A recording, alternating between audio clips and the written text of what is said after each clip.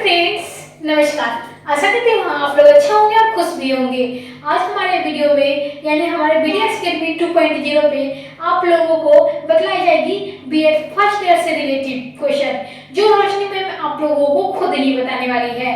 तो आज मैं आप लोगों को पढ़ाने वाली हूँ पेडागोजी ऑफ स्कूल सब्जेक्ट यानी सामाजिक विज्ञान का शिक्षण शास्त्र, यानी जिनका भी सेशन 25 से 27 है, 26 से 28 है, उन सारे विद्यार्थियों के लिए यहाँ पे फ्री और मुफ्त क्लास कराई जाती है, जिसमें आप लोगों को बीएड फर्स्ट ईयर से हर एक अपडेट दी जाएगी जिसे आप लोगों को जरूरी है। अगर कोई भी बिहार के कोई भी यूनिवर्सिटी से आप लोग अगर बीएड कर रहे हैं तो आप लोगों को क्या है, तो आप लोगों को यही क्वेश्चन बताई जाएगी, आप लोगों को यही पढ़ाई जाएगी।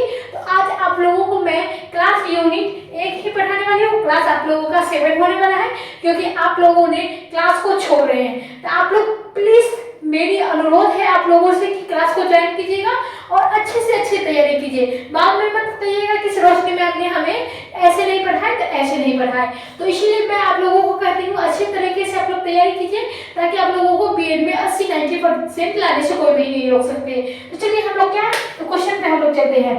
चलिए आप लोगों के लिए सामने आ चुकी है क्वेश्चन, जिसमें आप लोगों को क्या जाननी है, तो निम्नात्मक प्रश्न के गुण दोषों का संक्षिप्त विवरण दे और मूल्यांकन विधि को प्रविधियों में लिखे। क्या करना है, मूल्यांकन विधि को क्या प्रविधियों में लिखना है और क्या करना है, तो निम्नात्मक प्रश्न का गुण दोषों का संक्षिप्त करना है। तो किसी भी क्वेश्चन का आंसर किस प्रकार से देती है रोशनी मैम, ये तो आप लोगों को जानते ही हैं। अगर जानते हैं तो कमेंट करिए, लाइक करिए, शेयर कीजिए और क्लास को ज्वाइन के लिए सब्सक्राइब बटन जरूर ही दबाइएगा। चलिए हम लोग चलते हैं क्वेश्चन के आंसर पे।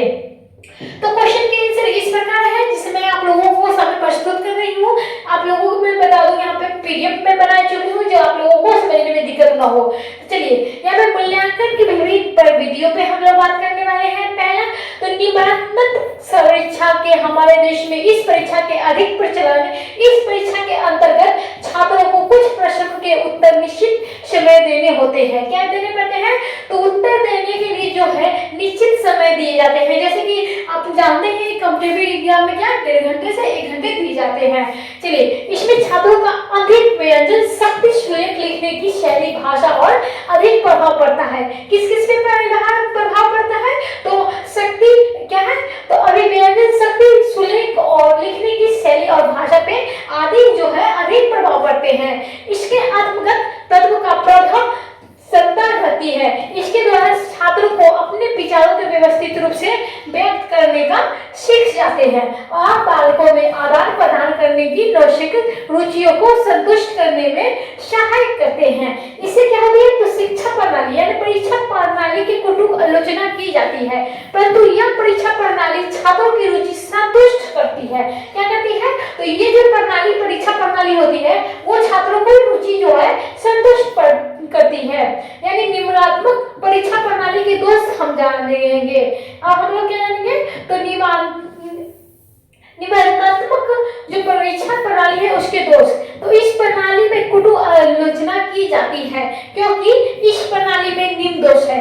पहला दोष हम लोग देखते हैं, तो पहला दोष क्या आएगा, निबंधन जो है उसके प्रणाली के परीक्षा दोष, तो परीक्षा में साधन है, परंतु हमारे देश में यह प्रणाली शिक्षा के साधन बन गई है और छात्र पढ़ते हैं, शिक्षक पढ़ाते हैं। क्या है, तो छात्र पढ़ते हैं और शिक्षक पढ़ाते हैं। क्यों, इसीलिए कि ध्येय से इसका मतलब केवल परीक्षा उत्तीर्ण में करने या कराने के लिए हो। क्या, तो किसी लिए किस ध्येय के, इसका मतलब जो केवल परीक्षा उत्तीर्ण में करने या कराने के लिए हो। तो आप लोग समझ चुके हैं कि परीक्षा में साधन क्या होती है। तो पहला आप लोगों को समझ में आ गया, दूसरा हम लोग चलते हैं। यहाँ पे आप लोगों को क्या दूसरा पॉइंट जिसमें दोषों की बात की जा रही है वो भी निबंधात्मक की। तो हम लोग दूसरा पॉइंट पे चलते हैं। इस परीक्षा द्वारा छात्रों को ज्ञान तो मिलता है परंतु उस ज्ञान के व्यवहारिक के विषयों में कुछ नहीं सिखाया जाता है। क्या किया जाता है, तो ये परीक्षा ज्ञान द्वारा छात्रों का ज्ञान तो मिलता है लेकिन क्या, परंतु ज्ञान की व्यवहारिक जो है विषयों के कुछ भी नहीं सिखाया जाता है।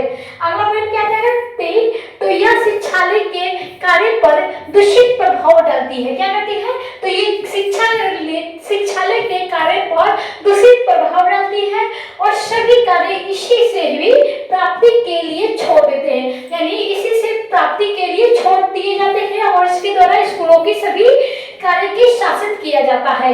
चौथा पॉइंट जिसमें आप लोगों को जाननी है, इसके द्वारा छात्रों को ज्ञान वास्तविक जांच नहीं हो सकती है और इससे अवसरों का प्रधानता बढ़ जाती है, इसीलिए प्रणाली वैज्ञानिक नहीं है। तो आप लोग क्लास को प्लीज लाइक करते रहिए और अच्छे से अच्छे तरीके से आप लोग समझने की कोशिश कीजिए। आप लोगों को समझ में नहीं आ रही है तो रोशनी में खुद से आप लोगों को बढ़िया तरीके से समझाएगी।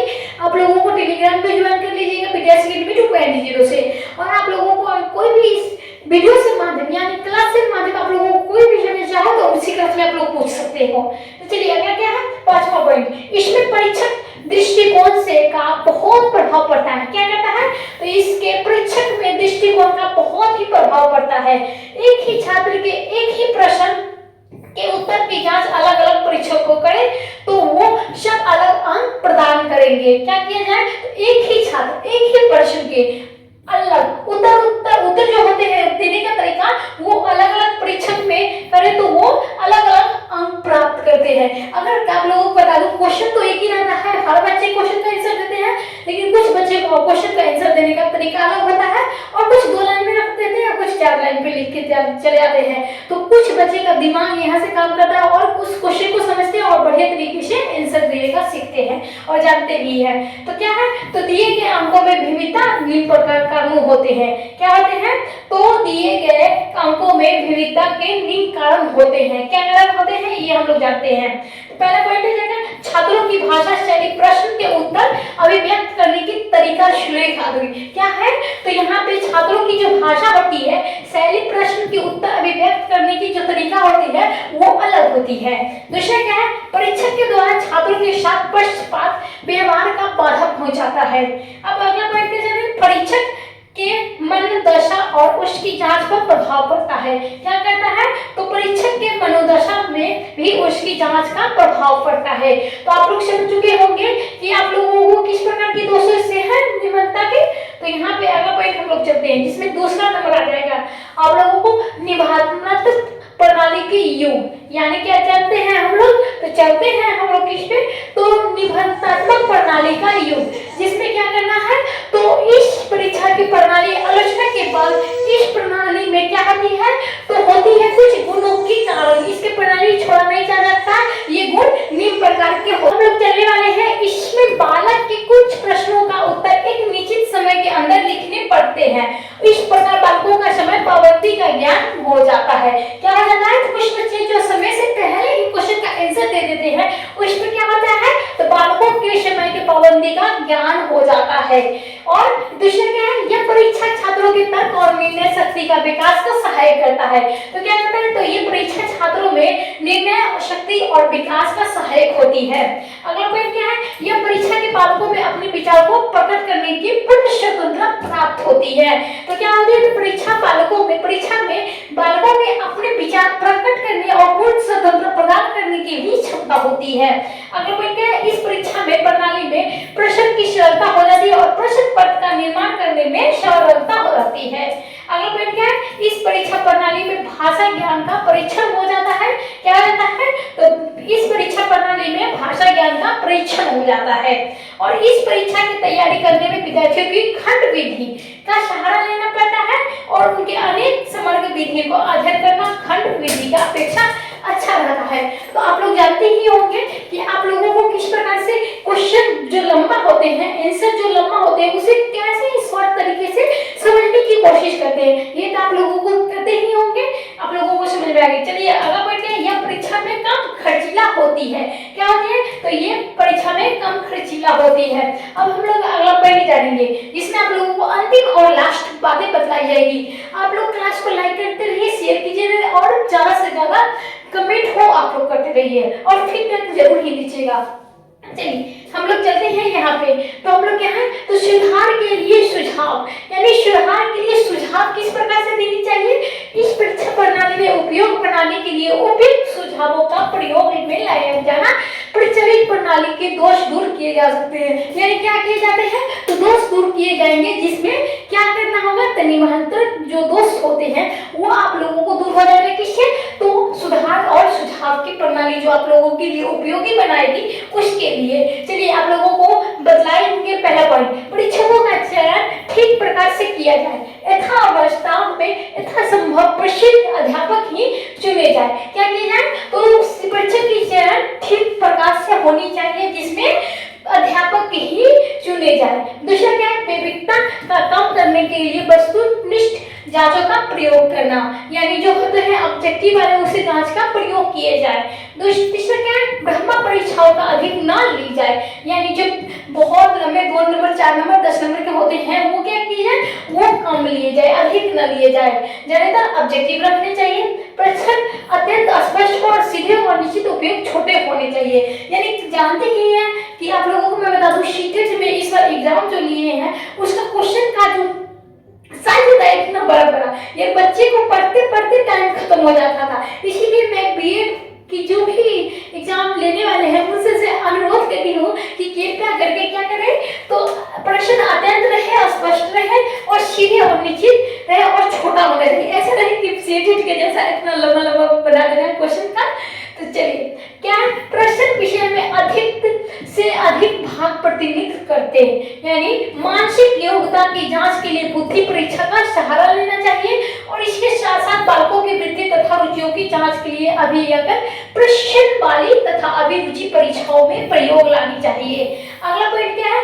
आकलन करते समय परीक्षक के व्यक्तिगत पक्षपात आदि को अधिक ऑप्शन न दिया जाए और इसके लिए अब इनके अंक प्रदान करने की प्रथा अपनाई जाए। क्या की जाए?